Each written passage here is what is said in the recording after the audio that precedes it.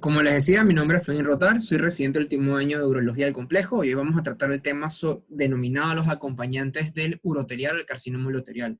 Los temas a tratar van a ser el carcinoma in situ, vamos a hablar un poco de la clasificación de bajo a alto riesgo, vamos a tratar las variantes micropapilares, degeneraciones sarcomatosas escamosas y algo de temas actuales de diferenciación molecular y la heterogeneidad de estos cánceres.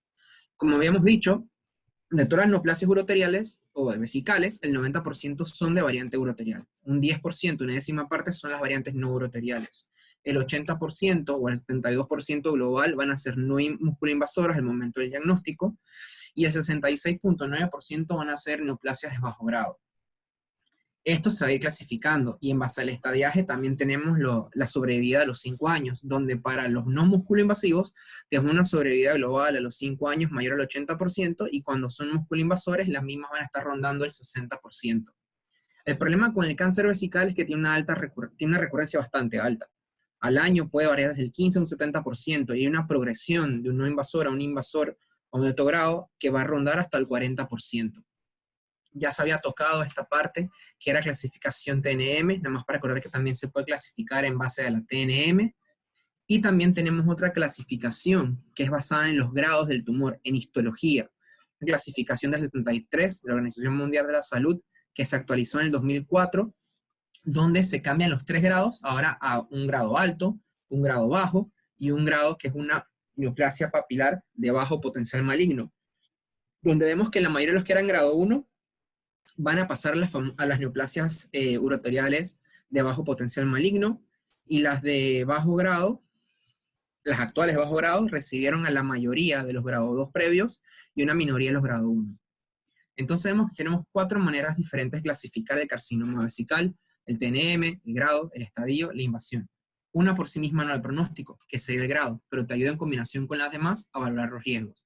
¿Y por qué clasificamos? Porque queremos siempre valorar el impacto de hacer algo. En este caso, el algo que estamos clasificando es el grado, estadio e invasión, y queremos valorar cómo nos va a afectar la recurrencia, la sobrevida o en la toma de decisiones y manejo de nuestros pacientes.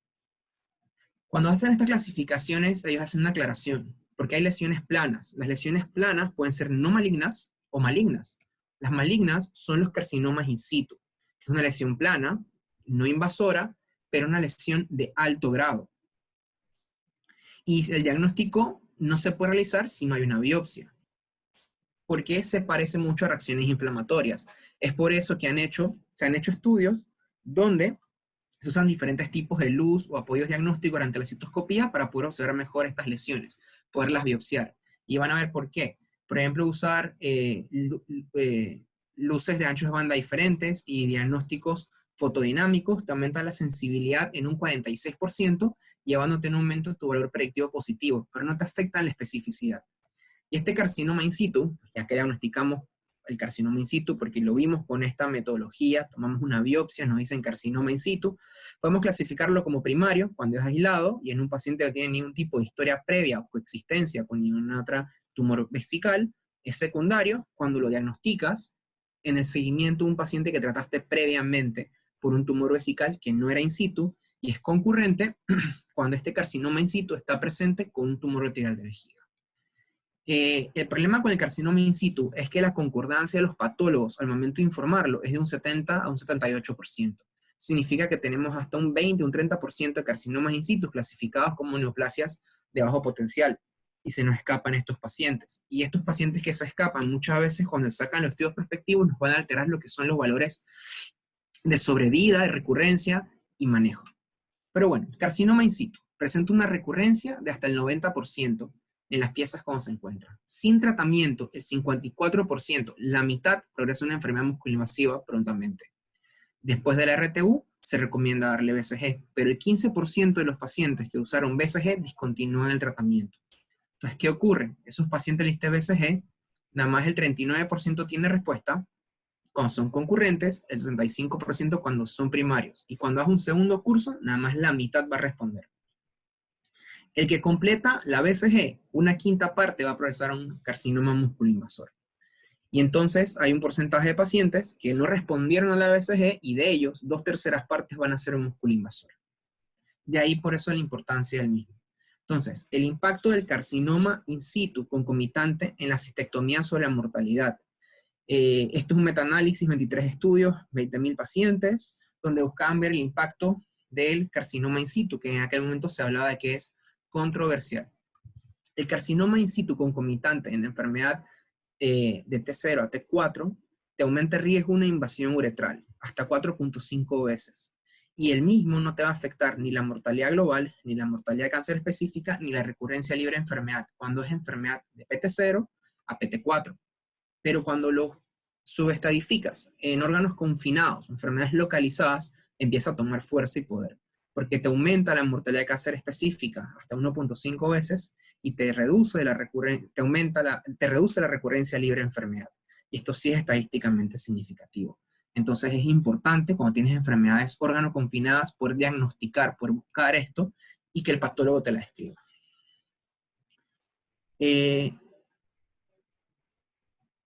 No todos los cánceres vesicales son iguales. Entonces nosotros estratificamos para conocer el riesgo, para tomar en cuenta o tomando en cuenta características clínico-patológicas, obtendremos un pronóstico y vamos a seleccionar e individualizar terapias. Normalmente clasificamos las enfermedades como lesiones superficiales o invasoras, pero vieron que tenemos lesiones superficiales agresivas y esto te puede cambiar el manejo desde una vigilancia a una cistectomía.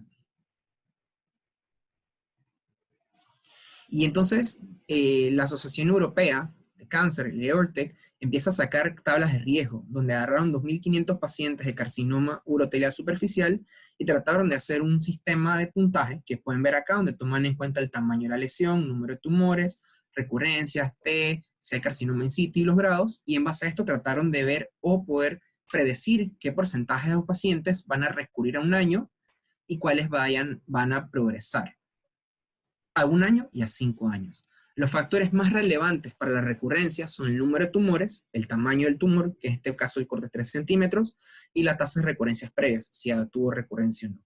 Y los factores más relevantes para la progresión van a ser el AT, el grado de la lesión, mientras más grande el grado, high grade, mayor riesgo, y los carcinomas in situ. Ellos trataron de valorar el tiempo de progresión de los pacientes y se puede ver que la incidencia acumulativa, pues, cuando hay carcinoma in situ, la misma se aumenta. O sea, que hay mayor tasa de recurrencia cuando tienes carcinomas in situ. Después ellos trataron de venir, el grupo Cueto de España, junto con la Organización Europea y el SWOG, tratan de sacar diferentes tablas de riesgo. Pero ¿qué pasaba? No había un consenso verdadero. Al final, la Asociación Europea y la Americana Urología deciden adoptar estas tablas que presentaremos a continuación sobre los riesgos bajos, intermedios y altos, tomando en cuenta y aceptando que este trabajo, este estudio de los europeos y el trabajo de los españoles presentaba una sobreestimación en cuanto a la recurrencia y la progresión en los cánceres de alto riesgo. Esto se debía a que no usaban BCG muchas veces, usaban mitomicina, terapias locales, había una alta tasa pues de no continuación de la BCG, y también leyendo los estudios no vi que hablaran de lo que se denomina hoy en día como el second look, o pues hacer la RTU de tumor vesical en las siguientes 6 semanas. Y al final quedamos con este consenso de clasificación de riesgo de cáncer. Tenemos un riesgo de cáncer o de bajo riesgo, que es cuando tienes una lesión primaria, menor de 3 centímetros, de bajo grado y TEA. En cuanto al manejo, no entraremos ahora mismo porque se tocará más adelante en diferentes charlas. Y tenemos un grupo que son los pacientes de alto riesgo, los de riesgo aumentado a progresar al año, menor sobre a los 5 años, donde tienes cualquier T1, que sea de alto grado, que sea recurrente, que tienes un carcinoma in situ, que haya fallado la BCG, que tengas variantes histológicas diferentes al uroterial puro, y que tengas invasión uretral, por ejemplo, y diferentes mezclas de los mismos. Entonces aquí esto te da recomendaciones de manejo en base a tu riesgo, para optar por la mejor terapia del paciente. Pero el que no cae ni en bajo riesgo ni en riesgo aumentado, cae en un riesgo intermedio. Y quedan dudas en el riesgo intermedio, porque ese riesgo intermedio es heterogéneo. Ese riesgo intermedio, ¿cómo lo trato? Lo trato como bajo, me voy más conservador, hago seguimientos, quimio intravesical, solo una inducción, la mantengo, me voy a hacer una cistectomía radical, ¿qué hago con él? Entonces, este flujograma de trabajo me gustó bastante, de este artículo de Matulay, donde hablan de que tú tomas al paciente riesgo intermedio y buscas unos factores clínico-patológicos. Si son múltiples los tumores, si tienes uno más de 3 centímetros, si recurrió o más de recurrencias. Y asimismo, en base a cuántos puntos tienes, cada uno vale un punto, lo tratas como bajo riesgo, como un intermedio, básicamente, o como un gran riesgo, un riesgo aumentado. ¿Qué pasa? Tienes ese 10% de cánceres, que eran los no uroteriales, o los no uroteriales puros, o las variables diferentes. Tiene una diferenciación divergente de un mismo tumor. Puedes tener un tumor con diferentes grados o diferentes formas histológicas. Y esto se asocia normalmente, nos damos cuenta, porque tiene un curso clínico más agresivo, más impactantes, impactan más la mortalidad, la sobrevida, las recurrencias. Y entonces los algoritmos convencionales que usamos no sirven. ¿Por qué? Porque tienes, como decíamos, lesiones bajas, que parecen ser localizadas de bajo grado, órganos confinadas, y lo que resultan es hacer lesiones metastásicas mucho más pronto, invasiones linfovasculares y bajarte la sobrevida. Tal es el caso del carcinoma micropapilar uroterial, ¿verdad? Donde es una variante escrita en 1994 por Amin. Es similar al carcinoma seroso papilar del ovario. Tienes pequeños nidos, agregadas células tumorales dentro de unas lagunas. Esas lagunas, espacios lacunares, representan invasión linfovascular, y eso se ha demostrado por inmunohistoquímica porque al ojo es difícil de ver. Y esa invasión linfovascular está presente en la mayoría de los casos. Tiene una alta prevalencia en hombres, hasta un 90%, un 70%, y la mayoría de estos casos, cuando debutan así. La mayoría muestra una invasión muscular profunda. Y si no ves el músculo, tienes que hacer una segunda resección y tienes que buscar ese músculo. Si te reporta un micropapilar, tienes que buscar el músculo, porque el 59%, el 60% son invasores, músculo-invasores. El 12% son N positivos y el 5% ya son M positivos. La sobrevida a cáncer específica de los T1, o sea, los localizados a los 5 años, valorando la cistectomía radical versus BCG. Vemos que si tú le ofreces a un paciente con micropapilar una cistectomía radical, puedes llegar a tener una sobrevida hasta del 100% en estadios localizados. Si hay una cistectomía en T1, pero ya vieron por qué es necesario.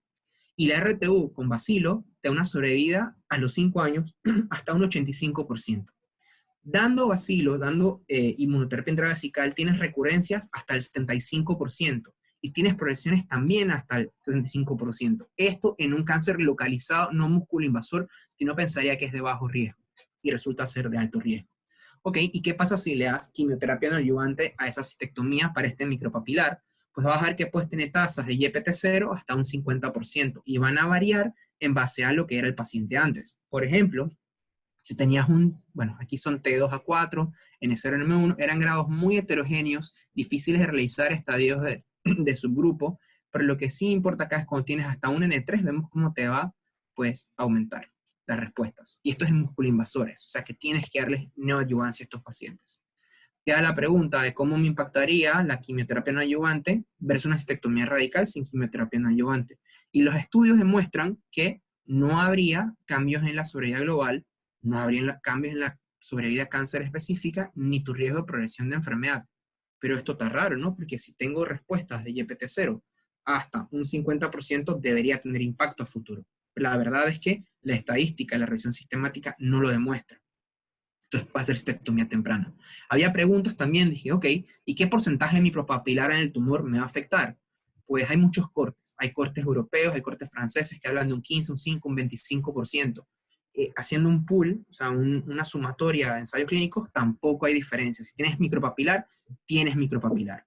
Pero ¿qué pasaba? Pasaba que estos pacientes también tienen carcinomas in situ. Entonces, la presencia de estos carcinomas in situ van a alterar o aumentar la mortalidad y van a desestimar, o sea, sobreestimar o desestimar las diferentes mortalidades. Entonces, no hay un consenso global, pero sí se sabe que si tienes un micropapilar con más de un 25%, se recomienda directo a la cistectomía. Y si tienes menos de un 25%, pues pudieras correrte el riesgo de ser un poquito más conservador. En cuanto a otras variantes histológicas, vamos a hablar de las variantes escamosas. Son variantes donde tienes de un 5 a 6% de los tumores, serían los escamosos. Tienes queratina intracelular, tienes puentes intercelulares o perlas de queratina, y una degeneración escamosa. Esta es la variante más común de los no uroteriales. Vemos cómo es la prevalencia, el diagnóstico de un paciente en carcinoma escamoso. Vemos que la mayoría de estos pacientes son estadios avanzados, ¿verdad? La mayoría son musculoinvasores, y que un 71% es una enfermedad no confinada al momento del diagnóstico, lo cual impactaría la sobrevida, ¿verdad? Pero lo que vemos es que una enfermedad no órgano confinada, en cuanto a cáncer de variante escamosa, en la no órgano confinada, realmente no te afecta la sobrevida si lo tratas por sí solo, si lo clasificas de esa forma, o sea, de forma global. La no órgano confinada. Pero cuando tú agarras la órgano confinada o la subcarcinoma superficial, ves que sí se asocia el carcinoma escamoso a ser de mayor grado, tener más invasión linfovascular, más focos, más multiplicidad y mayor recurrencia. Entonces, en la localizada sí impacta, porque a los 5 años tienes menor sobrevida a cáncer específica en un paciente con carcinoma escamoso que está órgano localizado, de 69% versus un 91% que son los uroteriales. Tienes mayor riesgo de recurrencia, un 32 versus un 25%, y también la sobrevida de cáncer específica, según el manejo que decías, va a variar de un 33 meses hasta 67 meses. 67 meses se hace una estectomía radical y 33 meses si te manejas con resecciones y resecciones y seguimiento en el escamoso. Ahora vamos a hablar de la degeneración sarcomatoide. Esta representa más o menos el 0.3% de los cánceres de vejiga.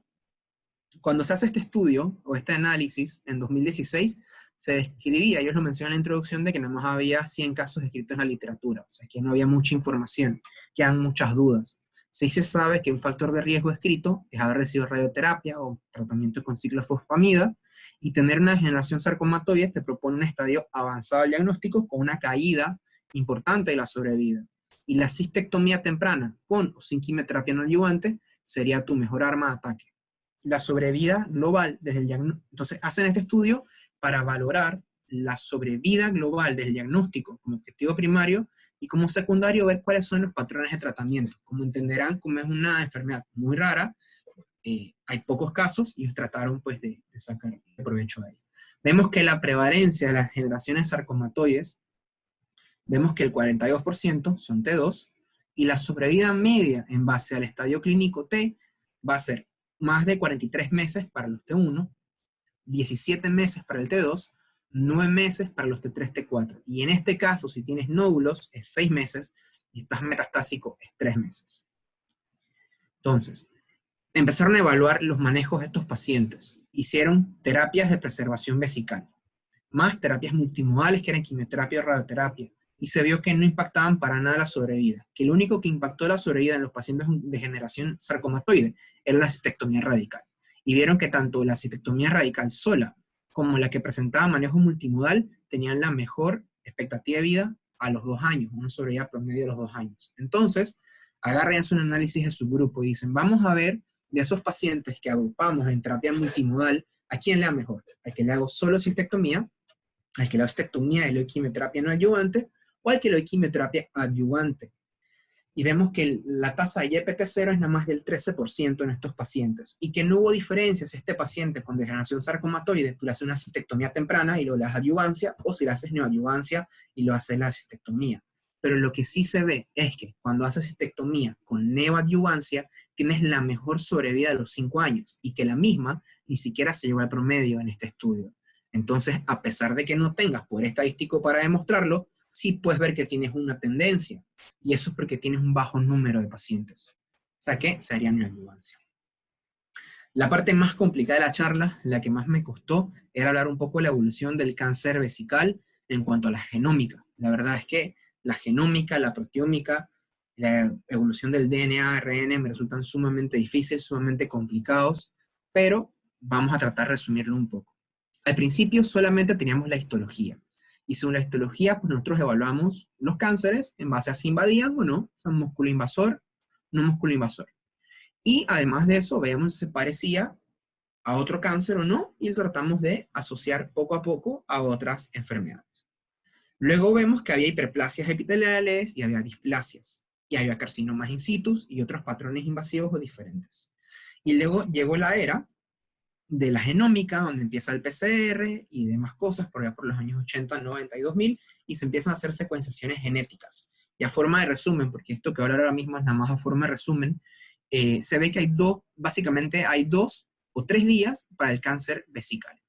Hay una vía de hiperplasia, hay una vía de displasia, hay una vía de 2 hit o combinación de ambas.